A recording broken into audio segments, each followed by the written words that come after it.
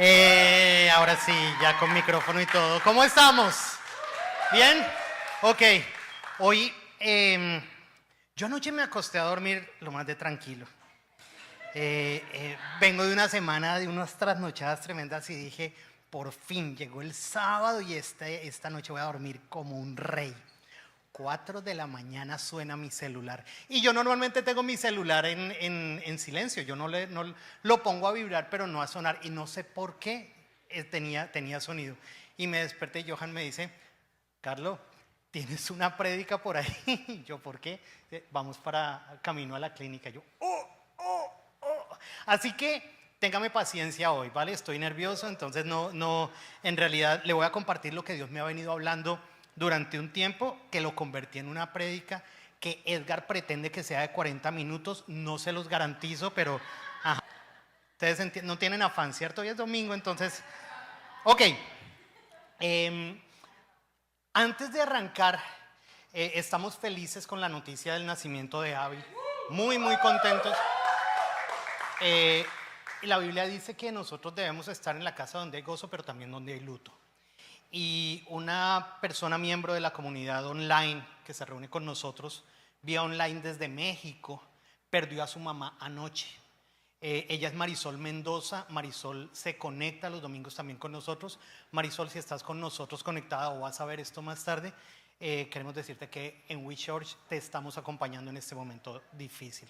Y por favor, acompañen en oración a Marisol y a su papá por la pérdida de su mamá y esposa, ¿vale? ¿Listo? ¿Les parece? Ok. A mí me gusta cuando enseño, comenzar leyendo la palabra de Dios. Hemos venido hablando de restauración, hemos venido hablando acerca de nuestros procesos de restauración y estamos como comenzando a enrutarnos hacia el final de esta serie. Yo quiero, si usted tiene Biblia, a mí me encanta que la gente tenga Biblia, pero si la tiene en su celular, ábrala en su celular, busque el Evangelio de Lucas, capítulo 18, versículos 30 al 43. Si no los tiene, va a aparecer en pantalla, creo. Entonces, si le queda mejor, vamos a leerlo juntos de la pantalla. ¿Me la pueden poner en pantalla?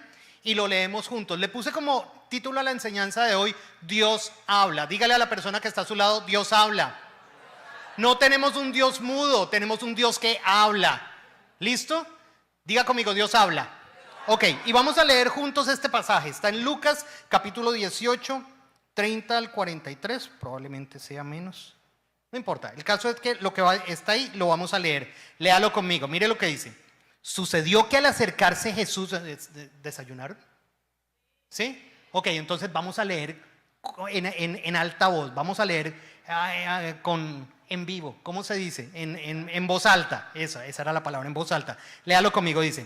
Sucedió que al acercarse Jesús a Jericó, estaba un ciego sentado junto al camino pidiendo limosna. Cuando oyó a la multitud que pasaba, preguntó qué acontecía. Jesús de Nazaret está pasando por aquí, respondieron. Jesús, hijo de David, ten compasión de mí, gritó el ciego. Los que iban delante a Dios. Le pido que cierre sus ojos, incline su rostro y vamos a pedirle a Dios. Le pido que cierre sus ojos, incline su rostro y vamos a pedirle al Señor por esta mañana. Y te pido, Señor, que a través de tu Espíritu Santo tú hables a nuestro corazón y nos ayudes a encontrar el camino para nuestra propia restauración. Yo bendigo a cada persona que está en este lugar, a las personas que se conectan en línea, a Johan y a Meli que están con Abby en la clínica. Extendemos nuestra bendición desde aquí hasta donde ellos están. Y hoy te pedimos que a todos nos hables de manera general y a cada uno de manera particular. En el nombre de Jesús. Amén y amén. Mire, yo aprendí algo cuando comencé mi vida cristiana. Yo aprendí algo que es un principio que nosotros debemos entender. Cuando una persona se para en una tarima a enseñar la palabra de Dios en una reunión de domingo en la iglesia, hay dos cosas que se supone o que quien predica supone que todo el mundo sabe, que todo el mundo sabe. Son dos cosas elementales. Uno, que Dios existe. Quien se para acá difícilmente le va a enseñar a usted o le va a tratar de demostrar la existencia de Dios. Se da por sentado que quien asiste el domingo a la iglesia supone o sabe de la existencia de Dios. Primera supuesto. Segundo, No solamente es necesario que la gente sepa, o suponemos que la gente sabe que Dios existe, sino además que sabemos que Dios habla. Ahí están las dos suposiciones. Nadie el domingo se pone a demostrar la existencia de Dios ni a hablar a profundidad del tema de la revelación. Lo podemos hacer un domingo. Un domingo podemos, si usted es de los que dice, pero sí, ¿será cierta la fe en Jesucristo? ¿Será que Dios sí existe? Existen evidencias acerca de la existencia de Dios, y hay una rama de la teología que se llama la apologética, que se encarga de trabajar en demostrar, o más bien mostrar evidencias de la existencia de Dios, ¿verdad? Pero eso no se hace normalmente un domingo. Dos cosas fundamentales: uno, que Dios existe; dos, que Dios se revela. Yo me voy a quedar con la segunda parte. Dios se revela, Dios habla, y es un principio fundamental saber que Dios tiene la capacidad de hablar y de comunicarme a mí lo que Él quiere. Le voy a hablar del concepto de revelación. En teología, el concepto de revelación, o más bien, para arrancar a hablar de revelación, se habla de dos caminos acerca de la revelación, dos vías para recibir revelación. La primera vía se llama revelación general, es decir, la que es para todo el mundo, común para toda la creación. Romanos, en el capítulo 1, versículo 18, lo dice de esta manera. Yo se lo voy a leer. Dice: me explico. Está hablando de la gente que ha rechazado, del pueblo en general, del ser humano en general. Y dice: me explico. Puede conocer acerca de Dios, hermano, pues Él mismo se lo ha revelado. Porque desde la creación del mundo, las cualidades invisibles de Dios, es decir, su eterno poder y su naturaleza divina, Él creó, de modo que nadie tiene excusa. Y ese pasaje a mí me encanta, porque lo que dice es que lo que podemos conocer acerca de Dios lo podemos identificar, percibir a través de la creación, la naturaleza, el cuerpo humano, el universo en general. Lo que nos da son evidencias de la existencia de Dios y de la voluntad de Dios para nosotros. Es decir, eso es la revelación general. A través de la creación Dios se ha revelado. ¿Listo? Segunda vía de revelación. Se conoce como la revelación especial. Hay modos a través de los que Dios se ha revelado y nos permite conocer su voluntad en nuestra vida. Hay dos formas de revelación especial. Repítalo más fuerte, diga conmigo: la Biblia es la palabra de Dios. Y esa es una de las formas como yo puedo conocer la voluntad de Dios. Pero hay una segunda, y es Jesucristo. Jesucristo es la palabra de Dios hecha hombre. Juan capítulo 1, versículo 1 y hasta el 14, 15, 16 dice que en el principio el verbo, la palabra verbo que aparece en Juan es la palabra griega logos, que significa palabra. Y dice que en el principio el verbo estaba con Dios y el verbo era Dios. Jesucristo es la palabra de Dios, la palabra de Dios hecha hombre. Él mismo es el logos a través del cual Dios se ha revelado. Vamos a hablar de estas dos cosas porque me parece que es importante entender cómo Dios se revela a nuestra vida. Y antes de arrancar, yo quiero regresar al texto con el que arrancamos esta mañana. Es un texto en el cual Jesús se encuentra con un ciego, un hombre que es ciego, y comienza a gritar: Jesús, ten compasión de mí. ¿Qué le pasaba al ciego? ¿Qué le pasaba al ciego? Estaba ciego. Dígale a la persona que está a su lado: el ciego estaba ciego. Parece evidente, pero no es muy evidente.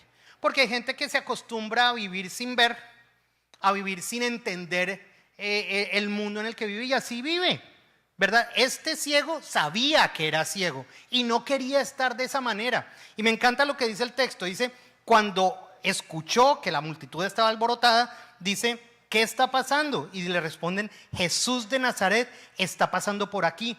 Y él comienza a gritar. Jesús, el ejercicio que hicimos cuando leímos me parece que es interesante porque nos ayuda a entender el ambiente que se estaba viviendo. Es decir, el man no dice: Jesús, hijo de David, ten compasión de mí. No es como estar en una catedral.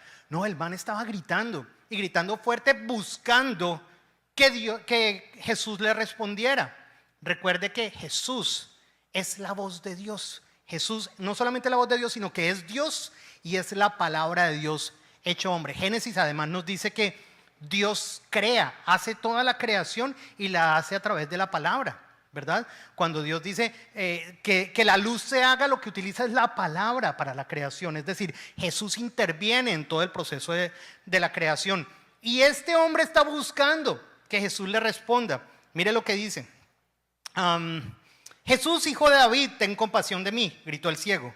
Pero los que iban adelante lo reprendían y le decían: cállese, que de pronto el maestro le pone bravo. Cállese, que de pronto alborota o desordena el ambiente. Pero este hombre era insistente y buscaba al Señor. ¿Por qué lo buscaba? Esto es importante que lo entendamos. ¿Por qué lo buscaba? Porque sabía que estaba enfermo, que no tenía vista, y sabía además que ese hombre le podía devolver la vista. En todo lo que nosotros hemos venido aprendiendo en este ciclo de restauración es que todos estamos rotos. Y en el discurrir de este ciclo hemos aprendido que hemos sido rotos en nuestra niñez, en nuestra adultez, en nuestra vida sentimental, que hemos sido rotos en nuestra relación con nuestros padres. De alguna forma hemos salido lastimados, y cuando una herida permanece, por algún lado el carro liquea, por algún lado comienza a escurrir, a escaparse lo que debería estar contenido. ¿Qué pasa si el tanque de gasolina de su carro tiene un liqueo?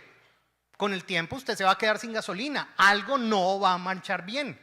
Lo mismo sucede con nuestra vida. Si no arreglamos nuestros rotos, por algún lado sale el liqueo. Y si no arreglamos nuestros rotos, nuestra vida no va a ser conforme a lo que Dios quiere. Este hombre se acerca a Jesús y le dice: sáname, devuélveme la vista. Pero hay algo que me llama mucho la atención en el tema. Le dice: Jesús, hijo de David, ten compasión de mí.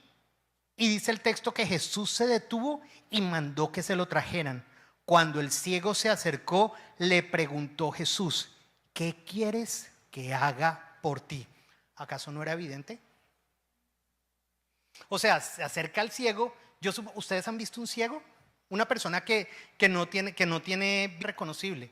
Tienen los ojos de determinada manera, las pestañas son más largas, tal vez las cuencas son un poco más hundidas. Es decir, es evidente, o porque se pierde o la mirada la tiene perdida, es evidente que la persona no tiene vista. Jesús lo sabía y sin embargo le pregunta: ¿qué quieres que haga por ti? Y aquí hay un principio fundamental.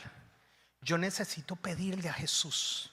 Yo necesito hablar con Él, relacionarme con Él para poder obtener mi sanidad, mi propia sanidad. Me encanta. Porque hay otro pasaje que me gusta, se me perdió. Mateo 7, versículos 9 al 11, habla de Dios como papá. Y mire lo que dice el texto, dice: pidan y se les dará. Busquen y encontrarán, llamen y se les abrirá, porque todo el que pide, recibe. El que busca, encuentra, y el que llama, se le abre. ¿Quién de ustedes, si su hijo le pide pan, le da una piedra? ¿O si su hijo le pide un pescado, le da una serpiente? Pues si ustedes, aun siendo malos, saben dar cosas buenas a sus hijos, ¿cuánto más su Padre Celestial que está en el cielo dará cosas, como iglesia, buenas a quienes le piden? Nos muestra la voluntad de Dios de que nosotros nos acerquemos a Él a pedirle. Y voy a comenzar a hablar del tema de la revelación, porque parte de lo que nosotros necesitamos para obtener sanidad es que Dios mismo nos revele en nuestra vida dónde está el origen de nuestras heridas, por qué estamos rotos, con qué cosas tenemos que trabajar en nuestra propia existencia. El domingo nosotros, o los pastores, o el pastor Johan u Oscar que ha estado enseñando, nos ha dado vistazos de lo que se supone que es un proceso de restauración. Pero cada uno de nosotros en intimidad delante de Dios necesitamos preguntarle a Él: Señor, ¿qué quieres que sane? ¿Con qué quieres que trabaje? Y voy a hablar de las dos formas de revelación especial. El primero, la Biblia. La Biblia. ¿Cómo hago para obtener la revelación de Dios a través de la Biblia? Mire, lo primero que yo creo que es importante acerca de la Biblia es que usted tenga Biblia. Eso parece que que fuera lógico, pero no lo es. Hay muchos cristianos que no tienen Biblia y a mí eso me angustia. Hoy en día es un tema que a mí me preocupa. Yo no entiendo cómo se vive una vida cristiana sin Biblia. No lo entiendo. Porque puede parecer cualquier otra cosa, yoga, vudú, ubanda macumba, cualquier otra vaina. Pero el cristianismo se vive con la Biblia. Necesitamos conocer la Escritura. Necesitamos tener un hábito de lectura permanente de las Sagradas Escrituras, porque a través de la Biblia nosotros conocemos el carácter de Dios. Nosotros conocemos el carácter de Dios a través de la Escritura. Y esto es súper importante. ¿Qué me revela la Biblia? Para mi restauración. ¿De qué me sirve conocer la Biblia a mí? A través de la Biblia, yo conozco dos cosas fundamentales para mi restauración. Primera cosa que conozco, el carácter de Dios. ¿Qué espera Dios de mí? ¿Qué le gusta a Dios y qué no le gusta a Dios? ¿Cómo debo vivir mi vida? ¿Qué expectativas tiene Dios? ¿Quién es Dios? ¿Cuál es su carácter? Eso es algo que es fundamental. Yo necesito conocer a Dios, porque si no va a ser lo mismo adorar a Alá o adorar a Buda o adorar a yo que sé, a cualquier otro de Zeus o a Thor o a cualquiera de esos, a Odín. Daría lo mismo. Y resulta que Dios tiene un carácter particular que yo necesito conocer y solamente lo obtengo a través de la Escritura. Consejos para poder obtener revelación a través de la Escritura. Consejo número 1: compre una Biblia. Compre una Biblia. ¿Cuál Biblia, Carlos? Es que hay tantas Biblias. La que quiera, cualquiera, es la misma cosa. Todas las Biblias son iguales, excepto la Biblia de los Testigos de Jehová. La Biblia que utiliza los Testigos de Jehová es una traducción que se llama la traducción del Nuevo Mundo, y es una traducción que está adaptada o acomodada a la doctrina de los Testigos de Jehová.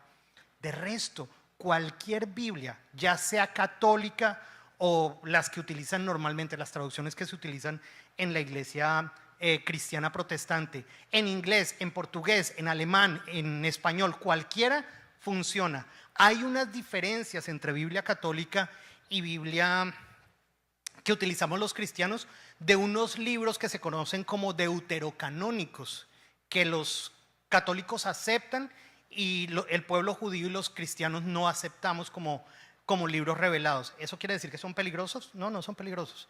¿Eso quiere decir que enseñan cosas malas? No, no enseñan cosas malas. Simplemente no están incluidos dentro del canon bíblico, porque el pueblo judío, que fue quien recibió la revelación del Antiguo Testamento, no lo aceptó. Por eso nosotros no lo aceptamos. Pero en términos generales, las Biblias son lo mismo. Compre una Biblia. Necesita usted tener una Biblia. Segunda cosa, cuando usted comience a desarrollar el hábito de leer la Escritura, necesita leerla con ciertas normas, con ciertas reglas. Mire, reglas generales o cosas fundamentales. Solamente le voy a dar un brochazo. Estamos preparando en la iglesia un curso para aprender cómo leer la Biblia, cómo acercarnos a Dios a través de la Escritura y conocer más acerca de Dios. Mire, a mí me enseñaron cuando yo comencé a leer la Biblia, coja un pedazo, una porción de la Escritura, lea en orden. Comience a leer la Biblia en orden. ¿Por dónde leo? ¿Por el Antiguo o por el Nuevo Testamento? Por donde quiera. Yo sugiero comenzar por el Nuevo Testamento, pero por donde quiera. Finalmente, busque lo que dice, qué significa lo que dice y cómo puedo aplicar en mi vida lo que yo estoy leyendo. Segunda clave que a mí me enseñaron acerca de la lectura de la Biblia. Hágale a la Biblia las preguntas del periodista. ¿Saben cuáles son las preguntas del periodista? ¿No? ¿Hay aquí algún comunicador social o algún periodista? Estamos graves de periodistas acá, necesitamos comunicadores sociales. Ok, preguntas básicas del periodista. ¿Qué? ¿Cómo? ¿Cuándo? ¿Dónde? ¿Por qué? ¿Para qué? Esas son las preguntas fundamentales. Lo que un periodista le pregunta a alguien que está entrevistando es eso. ¿Por qué? ¿Quién? ¿Dónde? ¿Cuándo? ¿Cómo? Esas son preguntas fundamentales. Pregunte, ¿qué dice? ¿Quién es el protagonista? ¿Cuándo sucede? ¿En qué situación o en qué contexto se está moviendo la historia? ¿Quiénes son los protagonistas principales, los secundarios? ¿Cuál es la trama? ¿Qué estoy enseñando? ¿Qué estoy aprendiendo en ese pasaje?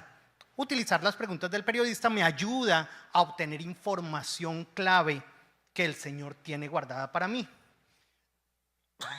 Tercero y último consejo para leer la Escritura.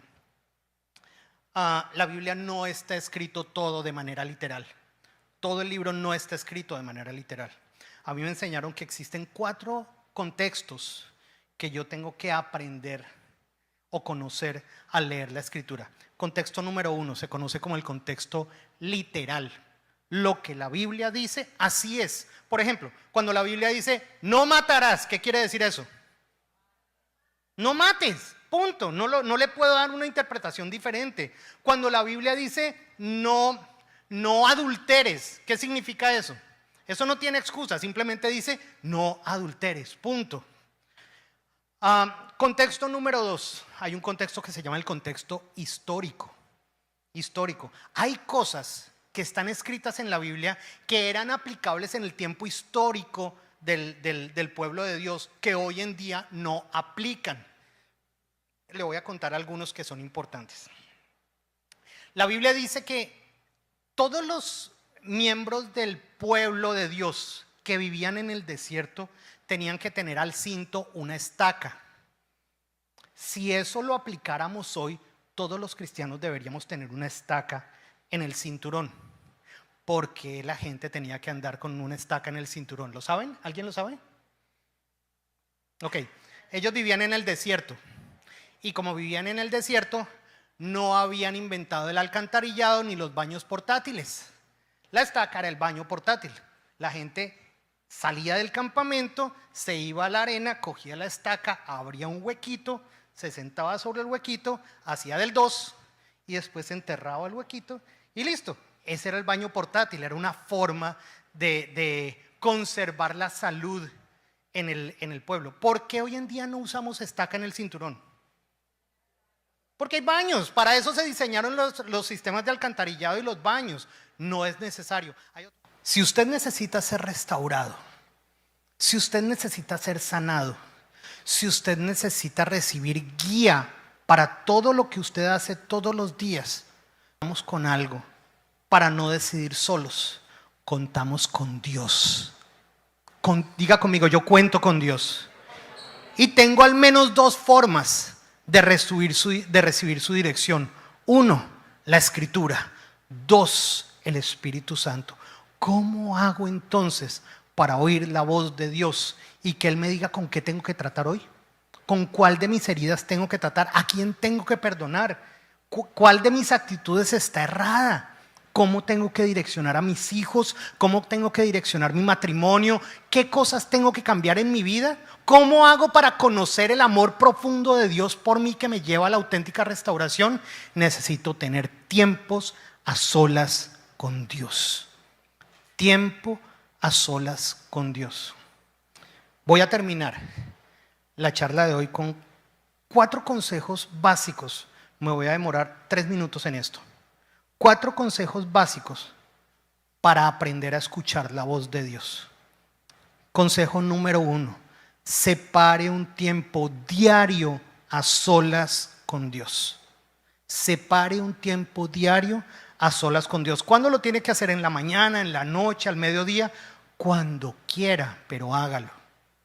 Si prefieren las mañanas, acuéstese más temprano en la noche y levántese media hora antes, y que ese medio tiempo sea su tiempo privado con Dios. Un tiempo en el cual usted tome un tiempo breve para leer la Escritura, para preguntarle al Señor qué me quieres decir a través de ella, para que usted le diga al Señor, como lo hizo el ciego en el camino: Señor, ten misericordia de mí, ayúdame con mi economía, ayúdame con mi matrimonio, hay cosas que no sé manejar. Separe un tiempo diario con Dios. No importa la hora que lo vaya a hacer, pero hágalo. Separe un tiempo a diario con Dios. Segundo, pida. Hable con Dios. Dígale Señor, esto está pasando. Mire, no hay nada más lindo con Dios que poder ser honesto, auténtico. A Dios no lo podemos engañar. Él nos conoce en nuestra intimidad. Él nos conoce cuando nos levantamos, cuando nos acostamos, cuando estamos a solas, cerrados, con la puerta del baño cerrada. Él sabe todo lo que hay en nuestra vida. A Él no lo podemos engañar. Hable con Él. Cuéntele qué necesita, qué está viviendo, qué cargas tiene. Tercero, guarde silencio. Guarde silencio. Les voy a leer un texto que me gusta mucho. Está en el Salmo 37. Salmo 37.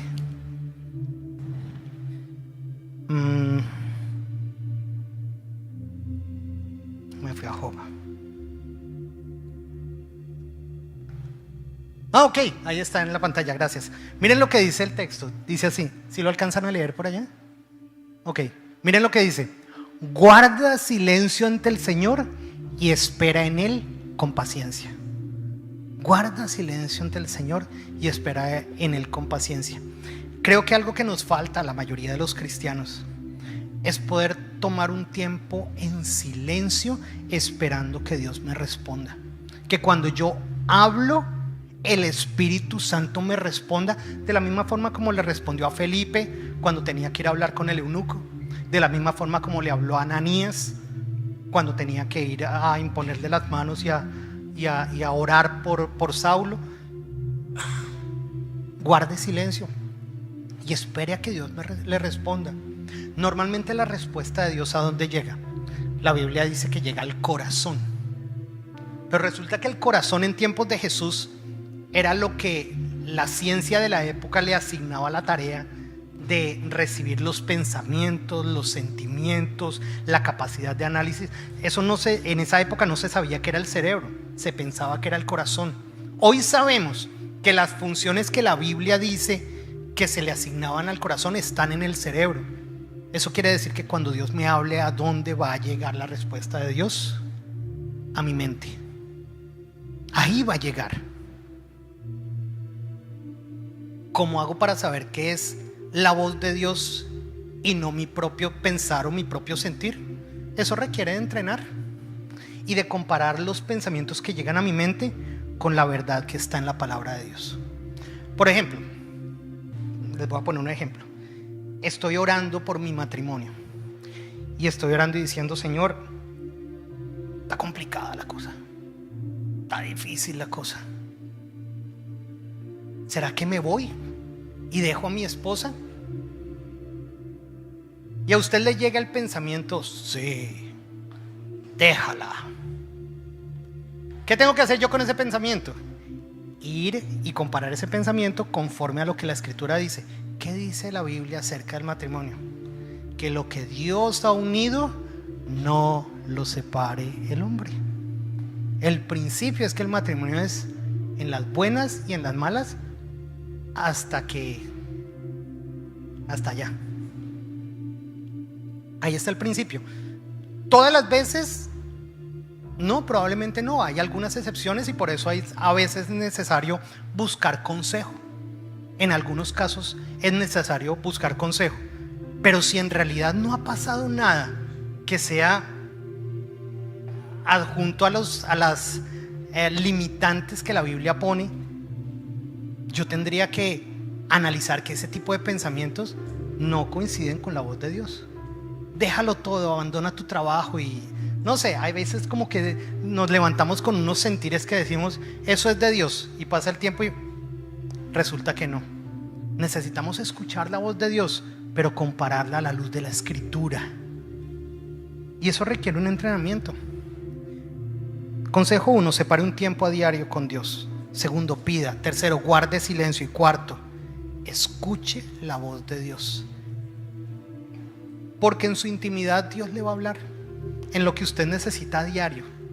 A veces como que nos vamos a los casos extremos, pero en mi cotidianidad Dios sí me puede decir las cosas que yo necesito. Yo tengo 3 hijos. Tengo una hija de 19, un chico de 16 y una niña de 13 años. Y educar a mis 3 hijos no es lo mismo todos los días. Mi hija cumplió 19 años y ahora está más grande y tiene amigos, y no es lo mismo que hace un año que estaba todavía en el colegio. Cambió. Y para educar a mi hija hoy en día, o para orientarla hoy en día, que es de 19 años, es diferente a cuando era menor de edad.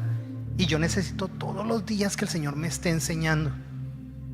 Y eso sucede con su trabajo, con su matrimonio, con su vida diaria.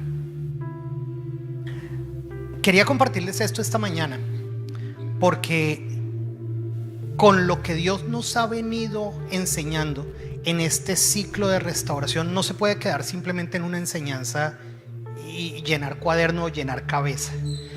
Algo tenemos que hacer con lo que estamos aprendiendo. Y si Dios le ha venido hablando acerca de algo en particular, la semana entrante, ¿dónde está Oscar? ¿Puedo adelantar de qué vas a hablar la semana entrante o todavía no? Si usted necesita restauración en su vida financiera, Oscar nos va a estar enseñando acerca de la sanidad de nuestras finanzas. ¿Cómo? Ah, sí, toca venir. Pero si usted se queda con eso como, ay, tan chévere que enseñó Oscar, y no lo pone en práctica en su vida, ¿y sabe lo que usted necesita de parte de Dios? Decisión y fuerza, fortaleza para poner en práctica la sanidad de sus finanzas, de su hogar, de sus relaciones, de todas las áreas de su vida. Cierra sus ojos ahí donde está.